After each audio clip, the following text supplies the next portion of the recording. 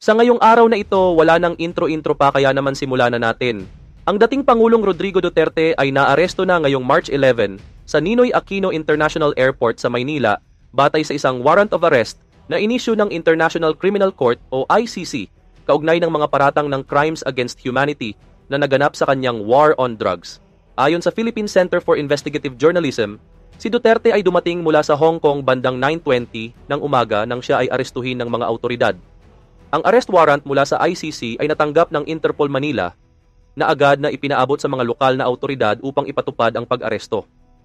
Ang mga paratang laban kay Duterte ay may kaugnayan sa libu-libong pagkakitil na naganap sa ilalim ng kanyang kampanya laban sa bawal mula 2016 hanggang 2022. Bagaman ang opisyal na bilang ng mga nakitil ayon sa pulisya ay mahigit na 6,000, tinatayang umaabot ito sa pagitan ng 12,000 hanggang 30,000 ayon sa iba't ibang ulat. Noong nakaraang taon, ipinahayag ni Pangulong Ferdinand Marcos Jr. na hindi kikilalanin ng Pilipinas ang anumang warrant of arrest mula sa ICC laban kay Duterte dahil sa pagkalas ng bansa mula sa Rome Statute noong 2019. Gayunpaman, sa kabila ng posisyong ito, isinagawa pa rin ang pag-aresto kay Duterte alinsunod sa kautusan ng ICC. Sa kasalukuyan, si Duterte ay tila binabiyahe na patungo sa Netherlands at ayon sa kanyang anak na si Sara ito ay isang pagdukot. Pagdating ni Duterte, ipinagkaloob ng Prosecutor General ang abiso ng ICC para sa warrant of arrest laban sa dating Pangulo dahil sa mga kasong crimes against humanity ayon sa pahayag ng gobyerno. Siya ngayon ay nasa kustodiya ng mga autoridad. Makalipas ang ilang oras noong Martes ng gabi, nakita si Duterte na sumasakay sa isang eroplano sa Maynila ayon sa isang live na Facebook video na ipinost ng isang retiradong general ng pulisya. Kinumpirma naman ni Pangulong Ferdinand Marcos Jr. sa mga mamamahayag na ang eroplanong sinasakyan ni Duterte ay lumipad bandang 11 o 3 ng gabi ay patungo sa The Hague. Ayon kay Marcos, ang dating Pangulong Duterte ay inaresto bilang pagtupad sa ating mga kasunduan sa Interpol. Humiling ng tulong ang Interpol at tumugon tayo dahil mayroon tayong mga obligasyong kailangang gampanan. Ang kaso laban kay Duterte ay may kaugnayan sa kanyang malupit na kampanya laban sa ilegal na bawal mula 2016 hanggang 2022. Ayon sa reklamo, maraming mga suspek ang pinagkaitan ng due process at libu-libong tao, kabilang ang mga bata, ang nakitil. Samantala, kinuwestiyon ng dating Pangulo ang legalidad ng kanyang pag-aresto. Ano ang batas at ano ang krimen na ginawa ko? Tanong ni Duterte sa isang video na inupload sa social media ng kanyang anak na si Veronica Duterte. Ipaliwanag ninyo sa akin ngayon ang legal na basehan ng pagkakakulong ko dahil malinaw na hindi ako nandito sa sarili kong kagustuhan. At dagdag pa dito may ibang may kagustuhan nito. Kinundena rin ng pangalawang Pangulo na si Sara Duterte ang pag-aresto sa kanyang ama na tinawag niyang isang lantad na pagyurak sa ating soberanya at isang insulto sa bawat Pilipinong naniniwala sa kasarinlan ng ating bansa. Sa loob ng 6 na taong panunungkulan ni Duterte, mahigit 7,000 katao ang nakitil sa mga anti-drug operations ayon sa tala ng pulisya. Gayunpaman, ayon sa mga tagapagtaguyod ng human rights, umabot sa mahigit 30,000 ang totoong bilang ng mga nakitil, kabilang ang mga biktima ng hindi kilalang salarin at ilan sa kanila ay kalaunay na tukoy bilang mga pulis. Tinawag naman ng Human Rights Watch ang pag-aresto kay Duterte bilang isang mahalagang hakbang para sa pananagutan sa Pilipinas. Ayon sa pahayag ni Brian Nilao, Deputy Asia Director ng HRW, ang kanyang pag-aresto ay maaaring magbigay ng hustisya sa mga biktima at kanilang pamilya at nagpapadala ng malinaw na mensahe na walang sino man ang lampas sa batas.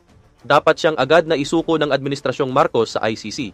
Sinimulan ng ICC ang pagsisiyasat sa reklamo noong 2018. Ayon pa sa ulat, ang kautusan ng pag-aresto ay itinuturing na isang tagumpay para sa mga tagapagtaguyod ng karapatang pantao at mga pamilya ng mga biktima, sa kabila ng desisyon ng Maynila na kumalas bilang signatoryo ng Rome Statute.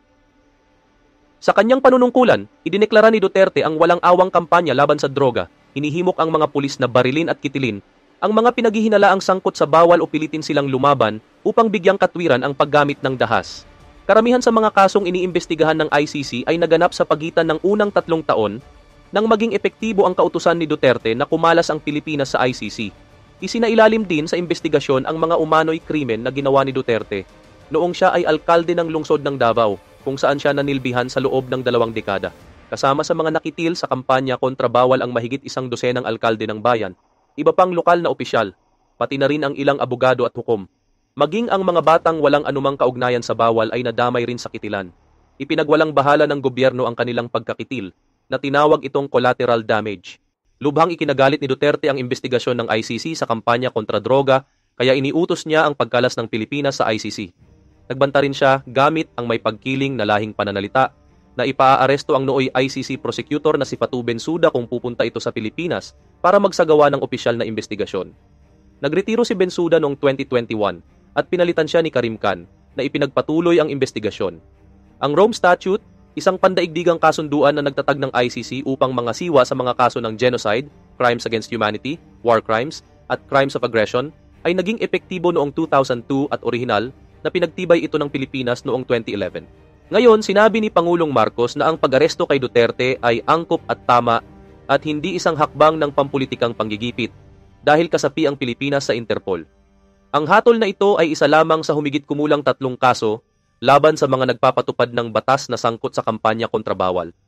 Sinabi naman ni dating Senador Antonio Trillanes na nanguna sa pagsasampa ng reklamo laban kay Duterte sa ICC na ang pag-aresto ay isang makasaysayang pangyayari at isang matinding dagok sa kultura ng kawalang pananagutan at paniniil ng Estado.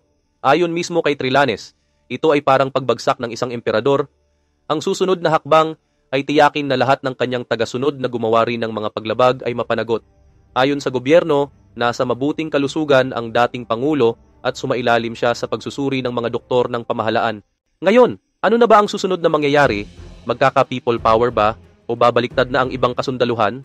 At ano na nga ba ang mga susunod na mangyayari ngayong maraming nagagalit sa mga pangyayari? Abangan mo lang ang susunod namin video dahil sa ngayon mananatili muna kaming nakatutok dito.